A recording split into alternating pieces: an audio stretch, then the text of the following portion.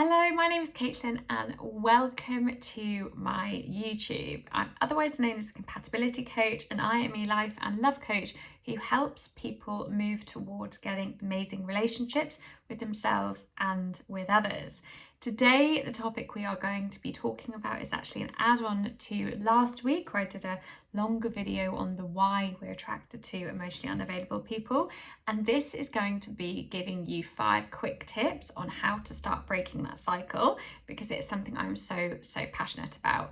Now, I'm going to be doing a much more in-depth masterclass on this on Monday, the 11th of July. So if you are watching, there is time to buy your tickets. Please do sign up. There will be a replay available, so you don't have to join us live, or you can actually sign up after the date. But I will link all the details below this. But this is a topic that so many of my clients struggle with, and so do I. So once we're aware of the why, once we know we perhaps have this pattern, it's all very well and good, but actually, where do we go from here? What can we do to take us from that place to emotional availability, and where we're attracted to people who are available, in order to build that relationship? So really, we need the action point, and I understand that getting there can sometimes feel like a bit of an unattainable goal. So this is where we are. Number 1, we do need to create the awareness around perhaps the why we're drawn to partners who can't meet our needs. Somewhere along the line, we might have learned that this is what love looked like, this is what it feels like. It could be from role models, it could be from society, it could be from beliefs we adopted about ourselves as a child. The fact that we might not feel lovable, we might not feel like we deserve that relationship. We might be trying to, in our romantic patterns, perhaps fix something that was apparent when we were younger during formative experiences. So it is important to have a look at the why, in order so we have a deeper understanding of ourselves and our beliefs around love and relationships. Because consciously we can be saying, I really want a healthy relationship, but subconsciously, if we believe love isn't safe, or that love is drama and anxiety and, walking on eggshells and all these things we learned, we're going to be coming from a very different place. So it's worth doing a lot of the exploring around the beliefs, so we can look at them specifically in order to put into place really practical things to change them. And within this as well, where we're kind of doing this self-exploration and this work, we need to be getting to know our kind of triggers in our body and externally. So, okay, if we're drawn to a certain type of person, and let's say our relationships so far have been filled with kind of the ups and the downs and the anxiety, and we're always on that high alert, we have a lot of adrenaline all the time. Okay, if that's what's happening in our body, that's what we're now used to. So we need to be able to move towards a place of self-regulation. And if, on the sort of other hand, if we know that, okay, when it comes to love, and we're attracted to people who aren't available because it feels a little bit safer, and actually love feels too overwhelming and it makes us want to step back when we're confronted by somebody who is committed, who does want a relationship, then okay, we need to know that actually our tendency is to step back. When we're triggered, we perhaps numb out, we want to go the other way. So we need to be able to regulate this as well, and actually, become a little bit more objective about actually what is happening with us, what's happening in our body, what are the beliefs that are going around when this is occurring. So your kind of first step is this self-exploration of the why and the what's happening. It's about looking at the kind of beliefs and what is coming up within our body. Number 2, I would say, if we are in a place where we are attracted to a certain type of person and we're stuck in this cycle, then really it is up to us to actually start giving ourselves everything that has been missing from those relationships or missing in our lives so far. So it's up to us to give us all the self-care, the nurturing, the love that we need. So that is coming from us. We're not looking externally now at somebody else to give us that validation, because when we're handing our power to them, which means if they suddenly break up with us or reject us in some way, they're taking it away, which means they're taking our self-worth away.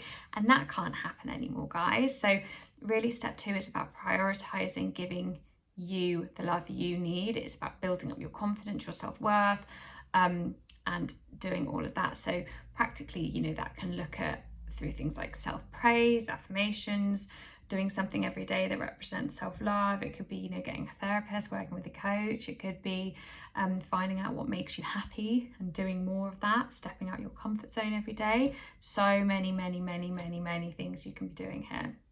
Number 3 is getting really clear on your values, who you're compatible with, and dating intentionally, and looking at how you want to feel in a relationship, so you can create a new vision of what it could look like rather than being stuck on something that's happened in the past. So we don't want our future relationships to be based on the pattern that we've had so far. We want to be able to create a new feeling, a new way, and a new vision. And well, if you join my masterclass on Monday, I will be showing you a lot more about how you can do this, how we can produce these feelings when we haven't experienced them before. Number 4 is every day doing something that represents you being emotionally available to you and to others. So a lot of the time, as I said in my previous video, we're attracted to people who aren't available because they're a part of ourselves that can't create those emotional connections in a healthy way. So there might be a part of us that's not available. So we need to start kind of putting this into practice. So if you know that, okay, from point 1, if your triggers are you numb out, you step back, you being emotionally available might look like, okay, I know that actually if my fear is that my needs aren't going to be met and that love is overwhelming, what could I do in this space? Okay, I could actually tell somebody how I feel and see what their reaction is. I could have the conversation instead of avoiding it. I could give somebody a compliment. There's so many little things we can be doing to kind of become available ourselves. And again, if you tend to know that actually you will react and panic and sometimes avoid real connection and the kind of emotional regulation by getting very anxious or self-sabotaging or creating a lot of drama, then okay, you being emotionally available looks at, okay, if my fear really deep down is the fear of being left or the fear of being rejected, what can I do here to help counteract that? So how could I become a bit more available in this space? Could it be, again, making sure that I feel really safe and secure? So could it be journaling? Is that my example of being available? Could it be sitting there and doing meditation? Could it be looking at what's going on? So, examples, just to be a little bit broader, could include things like, ending it with somebody who can't give us what we want. That's an example of us being available. Listening rather than reacting, example of us being available. As I said, having those conversations. So there's lots and lots we can be doing here. And number 5, this is a really important point, and it's very action focused, because a lot of the time when we've gone through these steps and we've been doing the work and we've been reading the books, you could even be working with a coach, a lot of the time I hear, well, I've done all this work, but I'm still meeting people who aren't available, who don't want to commit. I'm still meeting people who blow hot and cold. Yeah. Just by doing the work, you don't change other people. You don't change the number of people there are out there who have these patterns themselves. That's not the point. It's not really about never meeting somebody who's not available or dating somebody like that or being attracted to them. Yes, you might notice them less. You might be less attracted to them, and you will be eventually. It will be repulsive rather than attractive. But it is about what you choose to do when you're confronted with that situation. Do you choose to carry on dating them? Do you choose to be in that environment? Or do you choose to put yourself first? Do you choose to break away from that pattern? Do you actually think, okay, this is it, I know my triggers, now I'm going to choose something else? It's about what you choose to do in that moment. It's the action part, it's the choice part that makes the real difference. So that is it. That is all 5 tips. I hope they were helpful to you. Please rate, subscribe and review so I can carry on giving free content. This is not a shorter video as I thought it'd be. It's 10 minutes, but please do email me on caitlin@thecompatibilitycoach.co.uk if you have any questions, or check out my website, which I will also link.